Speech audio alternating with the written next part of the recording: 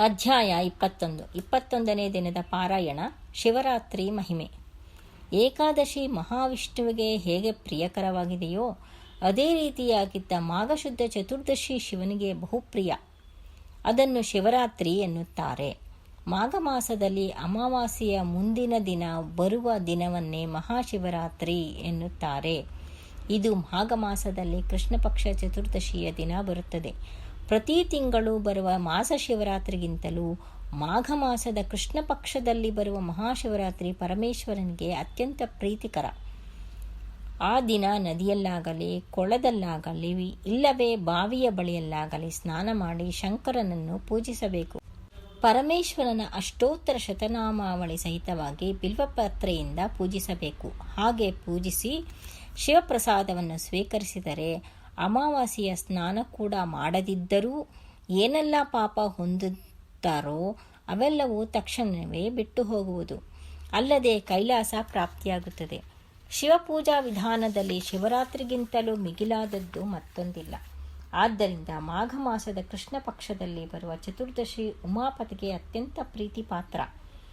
ಶಿವರಾತ್ರಿಯ ದಿನ ಪ್ರತಿಯೊಬ್ಬರೂ ಜಾತಿ ಭೇದಗಳ ನಿಮಿತ್ತಗಳಿಲ್ಲದೆ ಎಲ್ಲರೂ ಶಿವರಾತ್ರಿ ವ್ರತವನ್ನಾಚರಿಸಿ ಜಾಗರಣೆಯನ್ನು ಮಾಡಬೇಕು.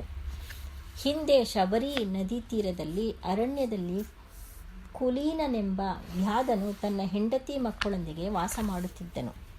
ಆತ ಬೇಟೆಯ ಹೊರತು ಬೇರೇನೂ ಆಲೋಚಿಸದ ಶತಮೂರ್ಖನು. ಬೇಟೆಗೆ ಹೋಗುವುದು, ಪ್ರಾಣಿಗಳನ್ನು ಕೊಲ್ಲುವುದು, ಅವುಗಳನ್ನು ಸುಟ್ಟು ತಾನೂ ತಿಂದು ತನ್ನ ಹೆಂಡತಿ ಮಕ್ಕಳಿಗೂ ತಿನ್ನಿಸುವುದರ ಹೊರತು ಬೇರೇನೂ ತಿಳಿದಿರಲಿಲ್ಲ. ಪ್ರಾಣಿಗಳನ್ನು ಬೇಟೆಯಾಡುವುದರಲ್ಲಿ ಸಿದ್ಧಹಸ್ತನು. ಕ್ರೂರ ಮೃಗಗಳು ಸಹಿತ ಕುಲೀನನನ್ನು ನೋಡಿ ಹೆದರಿ ಓಡಿ ಹೋಗುತ್ತಿದ್ದವು. ಆತ ಕಾಡಿನಲ್ಲಿ ನಿರ್ಭಯದಿಂದ ತಿರುಗಾಡುತ್ತಿದ್ದ. ಪ್ರತಿದಿನದಂತೆ ಒಂದು ದಿನ ಬೇಟೆಗೆ ಹೋದಾಗ ಆ ದಿನ ಯಾವ ಪ್ರಾಣಿಯೂ ಕಣ್ಣಿಗೆ ಬೀಳಲಿಲ್ಲ. ಬರಿಗೈಯಲ್ಲಿ ಮನೆಗೆ ಹೋಗಲು ಮನಸ್ಸು ಒಪ್ಪದ್ದರಿಂದ ಹೊತ್ತು ಮುಳುಗುತ್ತಿದ್ದಂತೆ ಬಿಲ್ವ ವೃಕ್ಷನ ಮೇಲೆ ಹತ್ತಿ ಬೇಟೆಗಾಗಿ ಪ್ರಾಣಿಗಳನ್ನು ಎದುರು ನೋಡುತ್ತಾ ಕುಳಿತನು. ഇരുಳು ಸರಿದು ಹಗಲಾಗತೊಡಗಿತ್ತು. ಬೆಳಗಾಗುತ್ತಿದ್ದಂತೆಲ್ಲ ಚಳಿ ಹೆಚ್ಚಾಗಿ ಮಂಜು ಬೀಳುತ್ತಿದ್ದರಿಂದ ಕೊಂಬೆಗಳನ್ನು ಸಮೀಪಕ್ಕೆ ಎಳೆದುಕೊಂಡು ಅವುಗಳನ್ನು ತನ್ನ ಮೈಗೆ ಹೊದ್ದಿಕೊಳ್ಳುತ್ತಿದ್ದ. ಆ ರೆಂಬೆಗಳಲ್ಲಿದ್ದ ಒಣಗಿದ ಎಲೆಗಳು ಉದುರಿ ಮರದ ಅಡಿಯಲ್ಲಿ ಶಿವಲಿಂಗದ ಮೇಲೆ ಬೀಳುತ್ತಿತ್ತು. ಆ ದಿನ ಮಹಾಶಿವರಾತ್ರಿ. ಅದರಲ್ಲೂ ವ್ಯಾಧನು ಹಗಲೆಲ್ಲ ಏನೂ ತಿನ್ನದೆ ರಾತ್ರಿಯಲ್ಲೇ ಜಾಗರಣೆ ಮಾಡಿದ. ತನಗೆ ಅರಿವಿಲ್ಲದೆಯೇ ಬಿಲ್ವಪತ್ರೆಗಳು ಶಿವಲಿಂಗದ ಮೇಲೆ ಬಿದ್ದಿದ್ದರಿಂದ ಇನ್ನೇನಿದೆ, ಶಿವರಾತ್ರಿಯ ಫಲ ಕುಲೀನನಿಗೆ ಪ್ರಾಪ್ತವಾಯಿತು.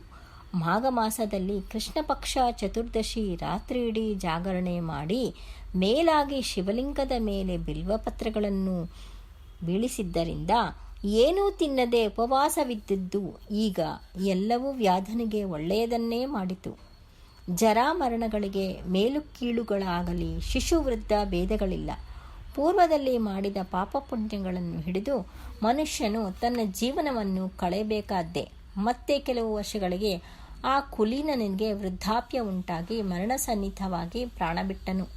ತಕ್ಷಣ ಯಮದೂತರು ಬಂದು ಆತನ ಪ್ರಾಣವನ್ನು ತೆಗೆದುಕೊಂಡು ಹೋಗುತ್ತಿದ್ದಾಗ ಕೈಲಾಸದಿಂದ ಶಿವದೂತರು ಬಂದು ಯಮದೂತರ ಕೈಯಲ್ಲಿದ್ದ ವ್ಯಾಧನ ಜೀವಾತ್ಮವನ್ನು ತೆಗೆದುಕೊಂಡು ಶಿವನ ಬಳಿಗೆ ಹೋದರು. ಯಮದೂತರು ಏನೂ ಮಾಡಲಾಗದೆ ಬರಿಗೈಯಲ್ಲಿ ಹಿಂದಿರುಗಿ ಯಮನಲ್ಲಿ ನಡೆದ ವೃತ್ತಾಂತವನ್ನು ತಿಳಿಸಿದರು.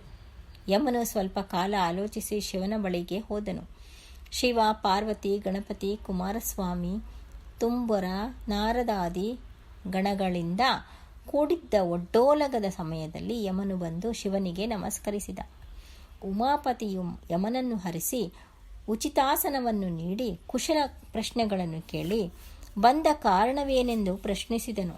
ಅದಕ್ಕೆ ಯಮನು, ಮಹೇಶ್ವರ, ಬಹಳ ದಿನಗಳ ನಂತರ ನಿನ್ನ ದರ್ಶನ ಭಾಗ್ಯವಾಗಿದ್ದಕ್ಕೆ ತುಂಬ ಆನಂದ ಪಡುತ್ತಿದ್ದೇನೆ.